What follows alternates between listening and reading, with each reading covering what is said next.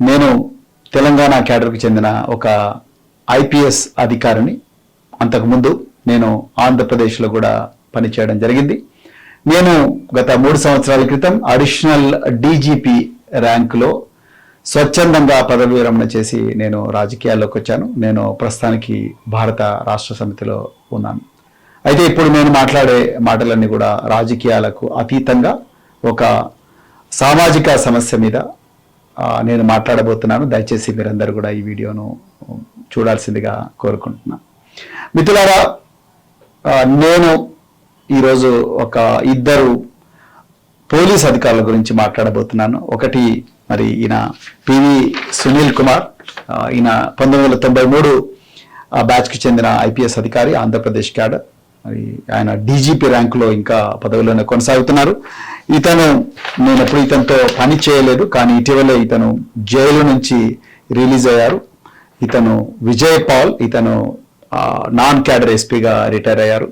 So PV Sunil Kumar గారు SC మాల సామాజిక వర్గానికి చెందిన వ్యక్తి. అదేవిధంగా విజయ్ పాల్ ఎస్సీ మాదిగ సామాజిక వర్గానికి చెందిన వ్యక్తి. నేను జనరల్గా యూనిఫామ్ వేసుకున్న పోలీస్ అధికారుల కులం ఏంది అనేది జనరల్గా చూడను. ఎప్పుడు కూడా సర్వీస్లో కాకి అంతా కూడా ఒకటే కులం, వాళ్ళకు కులం ఉండదు. సో వాళ్ళందరూ కూడా దేశం కోసం ప్రాణం త్యాగం చేయడానికి కూడా సిద్ధమై పనిచేస్తూ ఉంటారు, కుటుంబాలను వదిలేసి కూడా.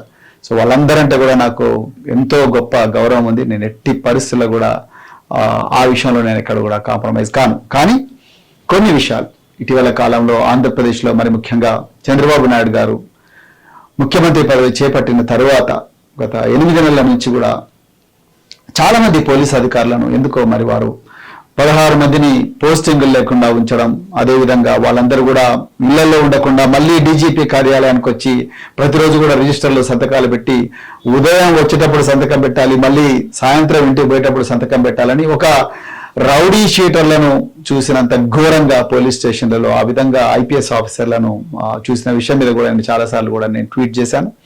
సో మిత్రులారా, అయితే ఇక్కడ విషయం ఏంటంటే ఈరోజు మరి పివి సునీల్ కుమార్ గారు, అదేవిధంగా విజయపాల్ గారు ఒక కేసును ఎదుర్కొంటున్నారు. దాని గురించి నేను మాట్లాడాలని ఈరోజు ఈ వీడియో చేస్తున్నాను.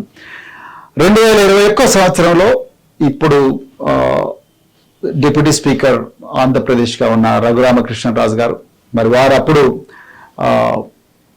Member of పార్లమెంట్గా ఉండ్రి. సో మరి వారిని ఒక కేసులో సిఐడి పోలీసులు, ఆంధ్రప్రదేశ్ సిఐడి పోలీసులు అరెస్ట్ చేసి హైదరాబాద్లో అరెస్ట్ చేసి వారిని హైదరాబాద్ నుంచి విజయవాడ తీసుకుపోయి విజయవాడ సిఐడి ఆఫీసులో రాత్రి ఉంచి ఉదయం మెజిస్ట్రేట్ దగ్గర ప్రొడ్యూస్ చేశారు. అయితే ఆ ప్రొడ్యూస్ చేసిన క్రమంలో వారికి నన్ను కస్టోడియల్ టార్చర్ చేశారు అని చెప్పేసి ఆనాడు ఎంపీ రఘురామకృష్ణరాజు గారు మెజిస్ట్రేట్ గారి ముందర చెప్పడం జరిగింది. మెజిస్ట్రేట్ గారు మరి ఒక 4 డాక్టర్ల టీంను మరి ఏర్పాటు చేసి ఆ డాక్టర్ల టీంను వీరిని ఎగ్జామిన్ చేయమని చెప్పడం, దాని తర్వాత మరి ఆ డాక్టర్ల టీం ఇక్కడ కస్టోడియల్ టార్చర్ ఏం జరగలేదని చెప్పడం, అదేవిధంగా మరి లోకల్ మెజిస్ట్రేట్ దగ్గర వారు బెయిల్ కోసం అప్లై చేయడం, ఆ బెయిల్ మరి రానందున ఆయన హైకోర్టులో పోయి మరి బెయిల్ తెచ్చుకోవడం, ఇవన్నీ కూడా చకచకా జరిపిన తెలుగు ప్రజలందరికీ కూడా, మరి ముఖ్యంగా ఆంధ్రప్రదేశ్ ప్రజలందరికీ కూడా ఈ కేసు గురించి స్పష్టమైన అవగాహన ఉంది. దాని తర్వాత మరి రఘురామకృష్ణరాజు గారు బెయిల్ నుంచి బయటకు వచ్చిన తర్వాత హైదరాబాద్లో మిలిటరీ హాస్పిటల్లో మళ్ళీ ఎక్స్పర్ట్ డాక్టర్స్ ద్వారా చేయించుకోవడం, దాని తర్వాత అక్కడ కూడా ఎలాంటి రిపోర్ట్స్ రాకపోవడం, తర్వాత ఈ విషయం అంతా కూడా సుప్రీంకోర్టు దాకా వెళ్ళడం, సుప్రీంకోర్టులో కూడా మరి ఎలాంటి రఘురామకృష్ణరాజు గారు అన్నాడు సిబిఐ ఎంక్వైరీ కోరారు, ఇంకా రకరకాల కోరికలు కోరారు. కానీ సుప్రీంకోర్టు ఆ కోరికలన్నింటినీ కూడా పక్కకు పెట్టి ఆంధ్రప్రదేశ్లో మీ ఇదేమో కూడా ఆంధ్రప్రదేశ్లో చూసుకోమని చెప్పేసి కూడా ఆ రోజు చెప్పడం జరిగింది. ఆ కేసు యథావిధిగా నడుస్తూనే ఉంది. అయితే మరి ఇందులో రఘురామకృష్ణరాజు గారు ఎంపీ హోదా అయిపోయింది. దాని తర్వాత ఎమ్మెల్యేగా ఎన్నికయ్యారు. ఎమ్మెల్యేగా ఎన్నికైన తర్వాత వారు ఈరోజు ఆంధ్రప్రదేశ్లో డిప్యూటీ స్పీకర్గా కూడా ఉన్నారు.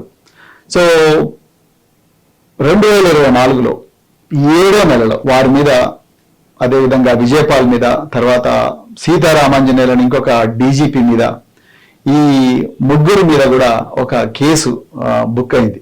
3 ఇంకా డాక్టర్ ప్రభావతి అనే ఒక మహిళ మీద కూడా పెట్టినట్టున్నారు. సో ఇందులో ప్రధానంగా RRR గారు ఎలాంటి అభియోగాలు చేస్తున్నారంటే, ఈ పివి సునీల్ కుమార్, తర్వాత సీతారామాంజనేయులు, దాని తర్వాత మిగతా గుర్తు తెలియని వ్యక్తులందరూ కూడా తనను సిఐడి ఆఫీసులో ఘోరంగా కొట్టారని చెప్పేసి, అదేవిధంగా ఆ కొట్టిన దాంట్లో తనకు బాగా దెబ్బలు తగిలాయని చెప్పేసి ఇదంతా కూడా మళ్ళీ రికార్డులు తారుమారు చేశారని చెప్పేసి రకరకాల ఆరోపణలు వారు చేయడం జరిగింది. అది కూడా కేసు అయిపోయి 3.5 సంవత్సరాల తర్వాత మొన్న టీడీపీ అధికారంలోకి వచ్చిన తర్వాత వారు ఈ కేసు కంప్లైంట్ గుంటూరులో ఇవ్వడం జరిగింది. గుంటూరులో ఎఫ్ఐఆర్ అయింది. మరి అది గుంటూరు ఎస్పీ గారు చేయకుండా మరి ఎందుకో ఒంగోలులో ఇంకొక ఎస్పీ గారికి ఇన్వెస్టిగేటింగ్ ఆఫీసర్ గా పెట్టి ఈ కేసును పెట్టడం జరిగింది. అయితే నేను ప్రధానంగా ఇక్కడ ఏం చెప్పాలనుకుంటున్నానంటే, నిజానికి ఆ రఘురామకృష్ణరాజు గారు ఇచ్చిన కంప్లైంట్ లో ఎక్కడ కూడా ఏమంటారు నన్ను పివి సునీల్ కుమార్ లేకపోతే సీతారామాంజనేయులు దాని తర్వాత వీళ్ళందరూ ఈ విధంగా కొట్టారు, నాకు ఈ విధంగా గాయాలయ్యాని ఆయన ఎక్కడ కూడా ఏం చెప్పడం లేదు. అక్కడెక్కడ మెటీరియల్ ఎవిడెన్స్ అతని దగ్గర లేదు. నిజానికి ఆయన మళ్ళీ అవే ఆరోపణలు ఆ రోజు సుప్రీంకోర్టు దగ్గర అవే ఆరోపణలు చేశారు, హైకోర్టులో అవే ఆరోపణలు చేశారు, మేజిస్ట్రేట్ దగ్గర కూడా ఆరోపణలు చేశారు. అవన్నీ కూడా తప్పుడు ఆరోపణలు తెలిసిపోయిన తర్వాత కూడా 3.5 సంవత్సరాల తర్వాత మళ్ళీ రఘురామకృష్ణరాజు గారు ఇప్పుడు డిప్యూటీ స్పీకర్ హోదాలో ఉన్నారు. వారు ఎఫ్ఐఆర్ అంటే కంప్లైంట్ ఇచ్చారు, దాని మీద గుంటూరు పోలీసులు ఎఫ్ఐఆర్ చేశారు. సో దాంట్లో ఇదంతా ఏంటంటే కోడిగుడ్డు మీద ఈకలు పీకడం లాంటిదే ఉన్నది. నిజానికి పోలీసుల్లో ఒక డీజీపీ ర్యాంక్ అధికారులు వచ్చేసి ఒకరిని కొట్టడం అనేది అసలు నాకు తెలిసినంత వరకు కూడా ఎక్కడ జరగదండి. అసలు కొట్టడం అనే రోజులే పోయినాయి ఇప్పుడు. మరి అది ఒక మెంబర్ ఆఫ్ పార్లమెంటును ఒక డీజీపీ ర్యాంక్ అధికారి కొట్టడం అనేది అసలు ఊహించడమే చాలా కష్టమైన పని, అసలు అది జరిగే పని కాదు. మరి అలాంటిది మరి ఈరోజు మరి పని కట్టుకొని ఈ ముఖ్యంగా ఈ ఇద్దరు అధికారుల మీదనే, అంటే మిగతా వాళ్ళు సీతారామాంజనేయులు, తర్వాత ఈ పివి సునీల్ కుమార్, దాని తర్వాత విజయపాల్, ముఖ్యంగా పివి సునీల్ కుమార్ తర్వాత విజయపాల్, మరి ఈరోజు వాళ్ళిద్దరు దళిత సామాజిక వర్గానికి చెందిన వాళ్ళు. వాళ్ళ గురించి ఎవరు కూడా, నాకు ఆశ్చర్యం వేస్తున్నది ఏంటంటే ఈ ఇద్దరు ఆఫీసర్లను టార్గెట్ చేసి పివి సునీల్ కుమార్ కు గత 8 నెలల నుంచి అసలు పోస్టింగ్ లేదు. ఆయన చేసిన పాపం అంటే అతను నిజంగా చెడ్డ ఆఫీసర్ అయి ఉంటుంటే, ఎందుకంటే అతను నేను పనిచేశాను కాబట్టి వీడియో చేస్తున్నాను. నిజానికి ఆయన మరి ఆదిలాబాద్ జిల్లాలో అడిషనల్ ఎస్పీగా ఉన్నప్పుడు ఎన్ని వెల్ఫేర్ కార్యక్రమాలు చేశారు.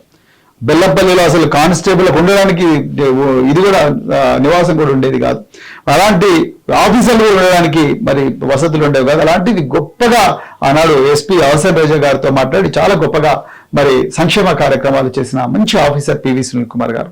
ఆయన ఏ పోస్టింగ్ ఇచ్చినా కూడా చాలా వినూత్నంగా గొప్పగా చేస్తారు. అందుకే రాష్ట్రపతి కూడా 2 అవార్డులు పివి సునీల్ కుమార్ గారికి ఇచ్చారు. నిజంగా ఆయన మీరు అన్నట్టుగా అవినీతి అధికారో, లేకపోతే దుందుడుగా వ్యవహరించే అధికారో, లేకపోతే దౌర్జన్యాలు చేసే అధికారం అంటే మరి మీరే కదా ఆయనకు అవార్డు ఇవ్వమని రాష్ట్రపతి గారికి రికమెండ్ చేసింది. 2 అవార్డులు తెచ్చుకున్న సునీల్ కుమార్ ఎన్నో సంవత్సరాలుగా ఆయన ఏ డిపార్ట్మెంట్ లో పనిచేసినా ఆ డిపార్ట్మెంట్ దేశంలో గొప్ప డిపార్ట్మెంట్ గా తీర్చిదిద్దిన పివి సునీల్ కుమార్. ఆయన మీద ఎన్నో పేపర్ల కథనాలు వచ్చిన చాలా గొప్పగా చేశాడని నెంబర్ 1 పొజిషన్ లో, అది సిఐడిలో క్రైమ్ కానీ, లేకపోతే సైబర్ క్రైమ్ కానీ, డిజిటల్ పోలీసింగ్ కానీ, ఇలాంటి ఎన్నో వినూత్నమైన కార్యక్రమాలు చేసిన సునీల్ కుమార్ సడన్ గా చంద్రబాబు నాయుడు గారి రాజ్యం వచ్చిన వెంటనే ఆయన క్రిమినల్ ఎట్లా అవుతాడండి? అంటే ఈయన ఇంత ఘోరంగా మరి ఇవన్నీ రఘురామకృష్ణరాజు గారు చంద్రబాబు నాయుడు గారికి తెలవకుండానే మరి ఈ కేసు రిజిస్టర్ చేయించారా? ఒకసారి సుప్రీంకోర్టులో సెటిల్ అయిన మ్యాటర్ను మళ్ళీ తీసుకొచ్చి ఆ విజయపాల్ గారిని అర్జెంటుగా 60 రోజులు జైల్లో ఉంచి లోకల్ గా బెయిల్ రాకుండా చూసి, మళ్ళీ హైకోర్టులో బెయిల్ రాకుండా చూసి, అంటే ఎందుకింత కక్షపూరితంగా వ్యవహరిస్తున్నారు? మరి అలా ఎస్సీ ఎస్టీ వర్గాలకు చెందిన ఎమ్మెల్యేలు, ఒక మాల ఆఫీసరు, ఇంకొక మాదిగ ఆఫీసరు ఇంత ఘోరంగా క్షోభకు, వేదనకు, అణచివేతకు గురవుతుంటే ఎందుకు ఒక్కరి నోరు కూడా పెగలడం లేదు? అరే మీకు ఏమన్నా ఉంటే రాజకీయంగా చూసుకోండి అయ్యా. మీకు టీడీపీకి, వైసీపీకి, జనసేనకి ఏమైనా పంచాయతీలు ఉంటే మీరు రాజకీయంగా చూసుకోండి. ఆఫీసర్లను ఎందుకు బలి చేస్తారు? అంటే అది కూడా మరి ముఖ్యంగా ఈ అణచివేయబడ్డ వర్గాల నుంచి వచ్చిన ఆఫీసర్లు, ఆ పివి సునీల్ కుమార్ లేకపోతే విజయపాల్, వీళ్ళు ఏం పాపం చేసిండ్రు? ఎందుకు ఈ వర్గాలకు చెందిన ఎమ్మెల్యేలు ఎవరు మాట్లాడడం లేదు? మరి చంద్రబాబు నాయుడు గారికి తెలవకుండానే ఇదంతా జరుగుతున్నదా? నారా లోకేష్ గారికి ఇదంతా తెలవకుండానే జరుగుతున్నదా? నిజంగా రఘురామకృష్ణరాజు గారు ఒకవేళ ఆయనకి ఏమన్నా ఉంటే పేపర్ మీద పెట్టమని చెప్పండి, దాన్ని ఎంక్వైరీ అంతా అయిపోయింది కదా. అయిపోయిన దాన్ని మళ్ళీ గుంజి అనవసరంగా వీళ్ళను ఇబ్బంది పెడుతున్నట్టుగా నాకు అనిపిస్తా ఉన్నది. అందుకొరకే నేను మళ్ళీ రిపీట్ చేస్తున్నా మిత్రులారా, మరి ముఖ్యంగా ఈ అణచివేయబడ్డ వర్గాలకు చెందిన ప్రజలు ఎవరైతే ఉన్నారో తెలుగు రాష్ట్రాల్లో, మరి ముఖ్యంగా ఆంధ్రప్రదేశ్లో, మీరందరూ గమనించాలి. ఒక ఆధిపత్య వర్గాలకు చెందిన వాళ్ళైతే వాళ్ళు ఎట్లా బయటపడతారు. వాళ్ళకు రకరకాల న్యాయ వ్యవస్థలో వాళ్ళకి తెలిసిన వాళ్ళు ఉంటారు, పత్రికా రంగంలో వాళ్ళకి తెలిసిన వాళ్ళు ఉంటారు, అదేవిధంగా ఆఫీసర్లు కూడా వాళ్ళకి తెలిసి ఉంటారు, రాజకీయంగా కూడా వాళ్ళు బలంగా ఉంటారు. కానీ అణచివేయబడ్డ వర్గాలకు చెందిన ఆఫీసర్లు ఎవరైతే ఉన్నారో వాళ్ళకు ఎవరు వాయిస్ ఉంటారు. అదేవిధంగా వాళ్ళ గురించి ఏ ఎమ్మెల్యే ఏ ఎంపీ కూడా మాట్లాడాడు. అదేవిధంగా ఏ పత్రిక కూడా వాళ్ళ గురించి వాళ్ళకి జరుగుతున్న అన్యాయం గురించి రాదు. నిజంగా దొంగే అని చెప్పి 4 రాళ్ళు వేస్తే వీళ్ళు నిజంగా దొంగలు అయిపోతారు. క్రిమినల్ అంటే 4 రాళ్ళు వేస్తే 4 పత్రికల క్రితం రాస్తే వాళ్ళు క్రిమినల్ అయిపోతారు అన్న విధంగా పత్రికలు కూడా వ్యవహరించడం, దానివల్ల ఈ రోజు వాళ్ళంతా కూడా మానసిక క్షోభకు గురవుతున్నారు. విజయం పాల్ ఏం పాపం చేసిండని 60 రోజులు జైల్లో పెట్టారు. వేరే వర్గాలకు చెందిన వాళ్ళు అయితే పెడతారా? ఒక్కసారి ఆలోచించాలి. అందుకొరకే నేను మరొకసారి ఒక మాజీ ఐపీఎస్ అధికారిగా ఒక అణిచివేయబడ్డ వర్గాల నుంచి మరి ఈ రోజు ఈ స్థాయిగా డాక్టర్ బిఆర్ అంబేద్కర్ గారి దార్శనికత వల్ల, వారి గొప్ప ముందు చూపు వల్ల ఈ రోజు ఈ స్థాయికి నేను వచ్చిన. మరి ఆయన ఏం కోరుకున్నాడు ఈ దేశంలో? స్వేచ్ఛ, సమానత్వం, సౌభ్రాతృత్వం. ఆ సమానత్వం అనేది ఇక్కడ లేదు. మరి మీరు ఒక్కరిని ఒకలాగా చూస్తున్నారు, ఇంకొకరిని ఒకలాగా చూస్తున్నారు. అందుకొరకు చంద్రబాబు నాయుడు గారు మీరు చాలా సీనియర్ పొలిటీషియన్, మరి మీకు ఒక 2 ఉమ్మడి తెలుగు రాష్ట్రాలకి, ఉమ్మడి ఆంధ్రప్రదేశ్కు ముఖ్యమంత్రిగా చేసిన అనుభవం ఉన్నది. మరి ఈ ఆంధ్రప్రదేశ్ కూడా విభజింపబడ్డ తర్వాత కూడా ఆంధ్రప్రదేశ్కు 2వసారిగా ముఖ్యమంత్రి మీరు చేస్తున్నారు. మీ హయాంలో ఈ పేద వర్గాల మీద ఇంత ఘోరమైన దౌర్జన్యం జరగడం కరెక్ట్ కాదు సార్. అదేవిధంగా మీరు సునీల్ కుమార్ మీద మీరు చేస్తున్న ఈ బిచ్ అంటే ఏదైతే ఉన్నదో, అంటే మాటికి ఆ మెమోలు ఇష్యూ చేసి ఈ మెమోలు ఇష్యూ చేసి ఆయన చేయని దాన్ని కూడా చేసినట్టుగా చూపించే ప్రయత్నం ఏదైతే చేస్తున్నదో, ఆ ప్రయత్నం అనేది మీకు ఒక మాయని మచ్చగా మరి మిగిలిపోతుంది. ఇంతకుముందు మీరు ఒక మాట అన్నారు సార్, గుర్తుపెట్టుకోవాలి. తెలిసి ఎవడు ఎస్సీ కులంలో పుట్టాలని అనుకుంటాడు అన్నది. మీరు ఏ ఉద్దేశంతో ఆ మాట అన్నారో కానీ నిజంగా ఈ రోజు ఆ మాట నిజమవుతున్నది.